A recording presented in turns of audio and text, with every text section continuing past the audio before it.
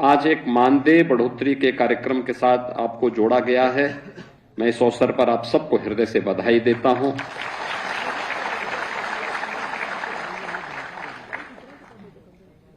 दो 2011-12 में बेसिक शिक्षा परिषद में 6 से 14 वर्ष के बच्चों के लिए निःशुल्क एवं अनिवार्य बाल शिक्षा अधिकार अधिनियम के अंतर्गत अनुदेशकों की नियुक्ति भारत सरकार के आदेश पर प्रारंभ हुई थी और उनमें से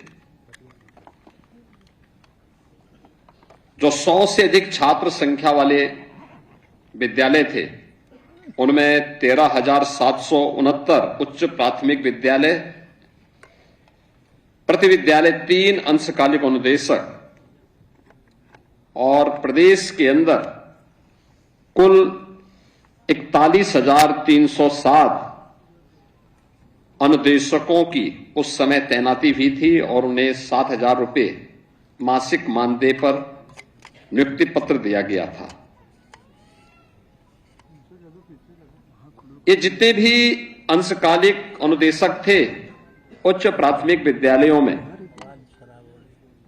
इन सभी के लिए एक व्यवस्था लागू की गई थी कि कला शिक्षा हेतु इनमें से 8,469, स्वास्थ्य एवं शारीरिक शिक्षा हेतु 9,645 और उनके कार्यानुभव शिक्षा हेतु 6,192 अनुदेशक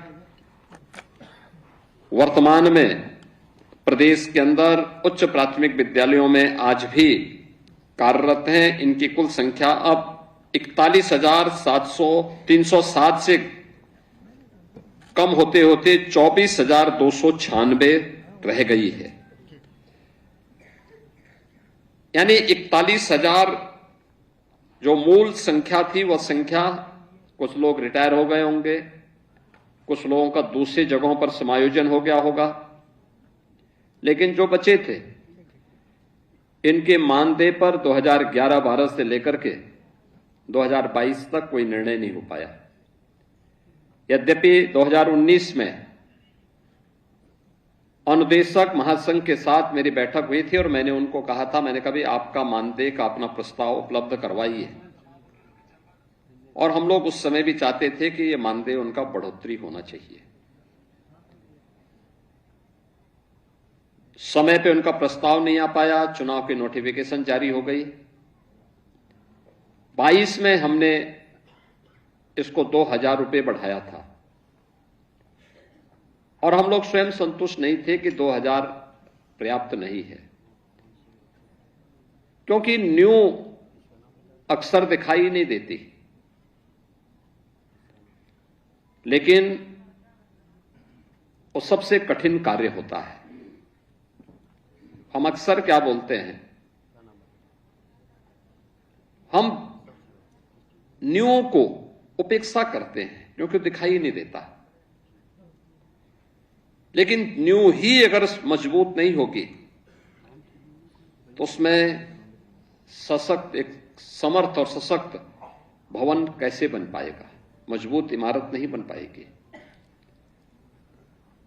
और इसीलिए अनुदेशक हों, शिक्षा मित्र हों, बेसिक शिक्षा परिषद के जुड़े हुए शिक्षकों के मानदेय से जुड़े हुए मामले हों या उनसे जुड़े हुए अन्य बातें हों, हम लोगों का मानना रहा है सम्मानजनक होना चाहिए और उनका कार्य उतना ही गरिमापूर्ण होना भी चाहिए।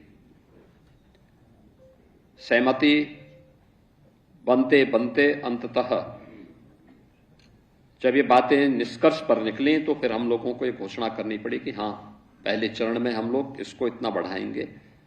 और इसीलिए आज मुझे, जो कि लंबे समय से आपकी मांग थी,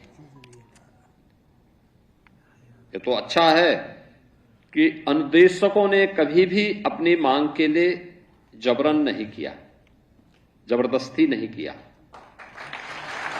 हिंसक रास्ता नहीं अपनाया। और इसलिए सरकार को भी देने में कोई किसी प्रकार की हिचक भी नहीं थी। लेकिन हम लोगों ने इसीलिए कहा कि हम 17,000 तो तत्काल दे रहे हैं, लेकिन साथ साथ उनको 5 लाख रुपए की स्वास्थ्य बीमा का कवर भी उपलब्ध करवाएंगे। कैशलेस स्वास्थ्य की सुविधा अनुदेशक को, अनुदेशक के परिवार को।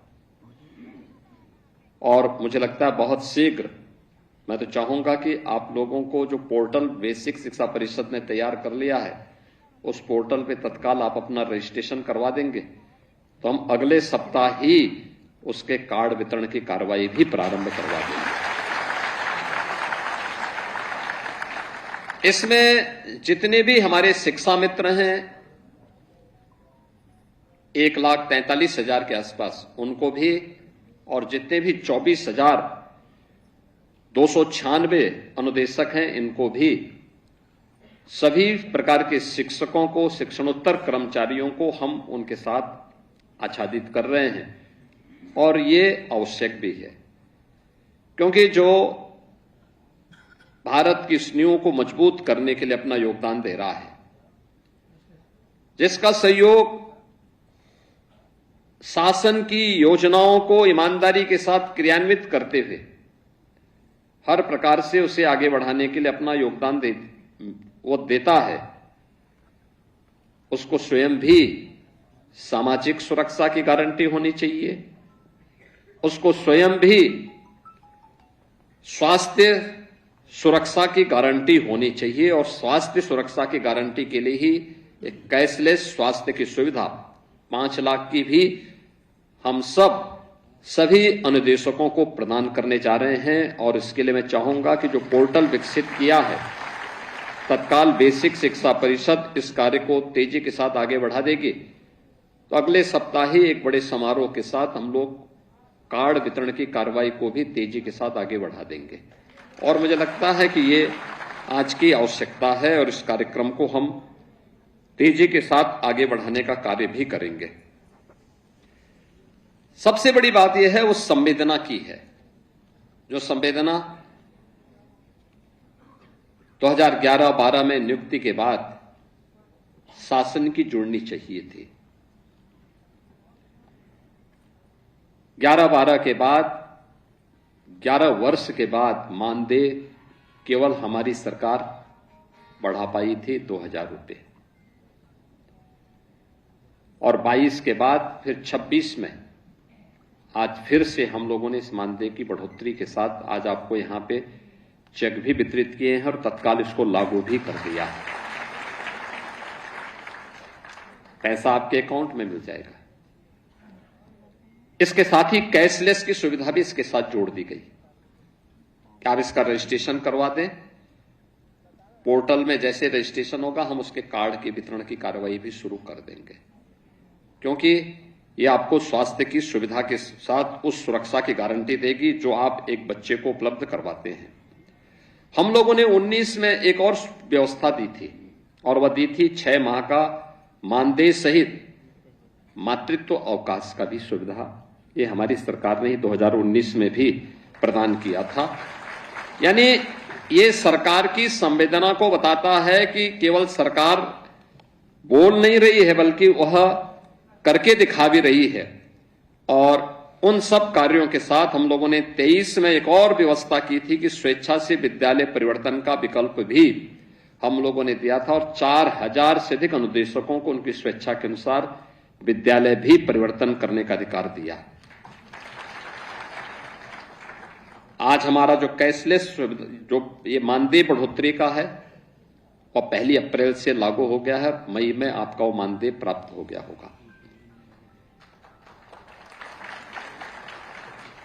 सबसे महत्वपूर्ण बात यह है कि आपके परिश्रम के कारण आज बेसिक शिक्षा परिषद की कायाकल्प होती हुई दिखाई दी है। हम मानते हैं कि जब राजनीतिक नेतृत्व ही भ्रष्ट हो और निर्णय का शिकार हो, स्वयं दिग्भ्रमित हो, तो अपने असफलता का दोषारोपण शिक्षकों पर, अनुदेशकों पर या अन्य कार्मिकों पर नहीं थोपा जाना चाहिए। यही होता था जब बेसिक शिक्षा बंजर जैसी स्थिति में थी, तो बंदी के कगार पर थी, अव्यवस्था का सा वातावरण था। 2017 में मेरे पास बहुत सारे प्रस्ताव ऐसे आए थे जो पहले से लंबित भी थे कि साहब 100 से कम बच्चे हो गए हैं, अनुदेशकों की सेवाएं समाप्त कर दी जाए। हमने कहा भाई आप ये प्रस्ताव लेके आए हैं तो पहले आप ये बताइए कि आपकी सेवा का हम क्या करेंगे।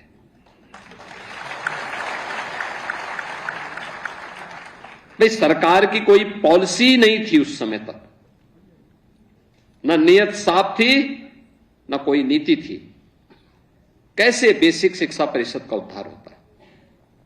और तब हम लोगों ने स्कूल चलो अभियान प्रारंभ किया था, ऑपरेशन कायाकल्प किया था। ऑपरेशन कायाकल्प के माध्यम से आज आप देखते होंगे बेसिक शिक्षा परिषद के विद्यालयों में संतृप्तिकरण का जो लक्ष्य हमारा था, हम कह सकते हैं 96% विद्यालय ऐसे हैं जहां पर वे सभी प्रकार की बुनियादी सुविधाएं उन विद्यालयों में आज उपलब्ध हो रही हैं जो एक छात्र के लिए आवश्यक थी, एक शिक्षक की दृष्टि से भी महत्वपूर्ण थी और उस विद्यालय को प्रतिस्पर्धा के योग्य बनाने के लिए भी आवश्यक थी और ड्रॉप आउट रेट को कंट्रोल करने की दृष्टि से भी आवश्यक था। ऑपरेशन कायाकल्प नीति आयोग ने एक सक्सेस स्टोरी के रूप में भी देश के सामने प्रस्तुत किया। यूपी से प्रारंभ हुआ था। आप सभी के बेसिक शिक्षा परिषद के शिक्षकों, शिक्षा मित्रों, अनुदेशकों, इन सबके प्रयासों का वो परिणाम था, उसकी सफलता। बच्चों की संख्या बढ़ी है।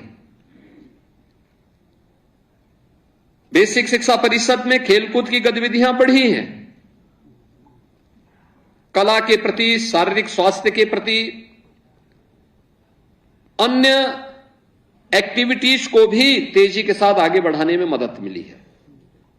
और उसी जब साफ नियत से कोई सरकार कार्य करती है, स्पष्ट नीति हो, तो परिणाम आने में देर नहीं लगती। वह परिणाम आज हम सबको देखने को मिल रहा है। और मैं इस बात को अक्सर देखता हूं कि प्रदेश के अंदर जो ड्रॉप आउट रेट था लगभग 17-18% के आसपास था। यानी 100 में से हर 17-18 बच्चे ऐसे थे जो असमय स्कूल छोड़ देते थे। और आज हम इसको घटाते घटाते 3 तक पहुंचाने में सफल हुए हैं और हमारा मानना है इसको 0 तक पहुंचाना चाहिए। हर बच्चा पढ़ेगा तब प्रधानमंत्री जी के विकसित भारत और आत्मनिर्भर भारत के सपने को साकार हम कर पाएंगे। हमें लगता होगा कि बच्चा किसी परिवार का है, एक परिवार छोड़ भी देगा तो क्या होने जा रहा है? नहीं, इसका प्रभाव पूरे समाज पे पड़ता है। उसका दुष्परिणाम अंततः पूरे राष्ट्र को भुगतना पड़ता है। आप देख रहे होंगे ना, युद्ध तो अमेरिका और ईरान के बीच हो रहा है, लेकिन क्राइसिस पूरी दुनिया के अंदर पैदा हुई है। युद्ध 2 देशों के बीच में पश्चिम एशिया में हो रहा है, लेकिन उसका दुष्प्रभाव पूरी दुनिया में है, पूरी दुनिया में। अगर आप देखेंगे अमेरिका जैसा देश, वहां महंगाई चरम पर, पेट्रोलियम उत्पादों के दाम, उनके पास अपने रिसोर्सेस भी हैं, तब भी पेट्रोलियम पदार्थों के दाम वहां दुगने से ज्यादा बढ़ गए हैं। तमाम देश ऐसे हैं जहां पर लोगों ने तमाम बंदिशें लगा दी हैं।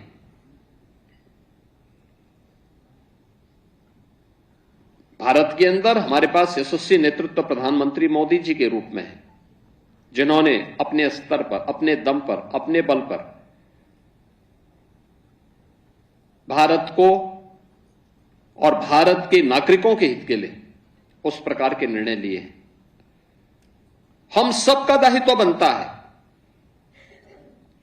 कि हम भी वर्तमान की इन परिस्थितियों में जो एक वैश्विक चुनौती है, उस वैश्विक चुनौती में प्रधानमंत्री मोदी जी के साथ खड़े होकर के पूरी मजबूती के साथ देश के बारे में उनकी सोच को आगे बढ़ाने में हम भी मदद करें।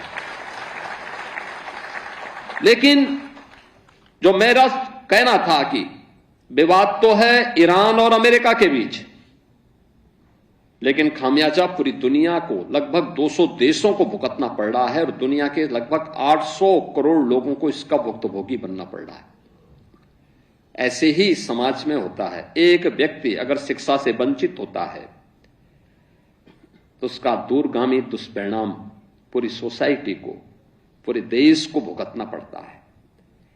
और इसलिए हम लोगों का दायित्व बनता है कि वह बच्चा स्कूल जरूर जाए। यह जरूरी नहीं कि हर व्यक्ति मेरिटोरियस होगा, ऐसा नहीं है। देखिए, हर व्यक्ति में कुछ ना कुछ गुण अच्छे होंगे, कुछ अच्छे होंगे, किसी एक फील्ड में अच्छा होगा, कोई अच्छा स्पोर्ट्स पर्सन होगा,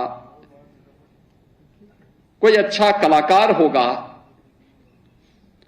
कोई अपने किसी एक विषय का विशेषज्ञ होगा, किसी एक फील्ड का एक्सपर्ट होगा। हमें उसकी उस प्रतिभा को उजागर करना, उसको उस फील्ड में आगे बढ़ने के लिए प्रेरित करना।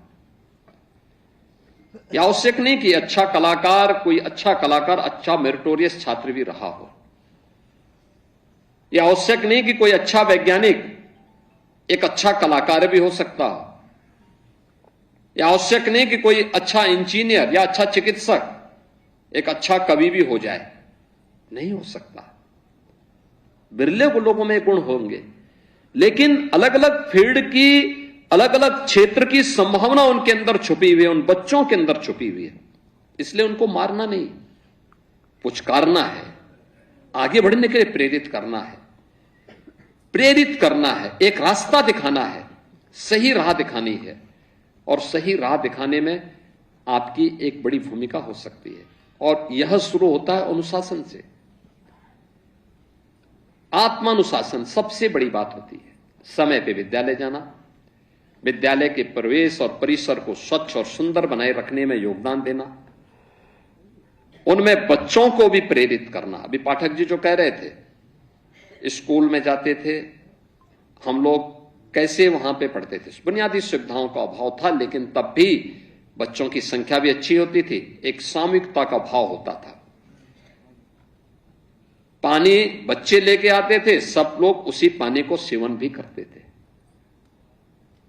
सफाई, परिसर की सफाई बच्चे स्वयं करते थे। मैं कभी कभी भोचक रहता हूं और मैं मीडिया के मित्रों से भी कहूंगा कि जब बच्चे कहीं श्रमदान करते हैं तो दिखाते हैं, देखो बच्चों से काम कराए जा रहे हैं। अरे क्या बुरा हो रहा है, क्या बुरा हो रहा है। और मैं तो बेसिक शिक्षा परिषद से कहूंगा, ऐसे शिक्षकों के खिलाफ कार्रवाई नहीं करनी चाहिए, उन्हें सम्मानित करना चाहिए। तो भारत की भावी पीढ़ी को तैयार कर रहे हैं, जो चुनौती का मुकाबला करने के लिए उन बच्चों को तैयार कर रहे हैं। छोटे छोटे उस पर हम लोग अनावश्यक रूप से उसको, जो वायरल होते हैं ऐसे वीडियो, उस आधार पर हम लोग एक्सप्लेनेशन कॉल करते हैं।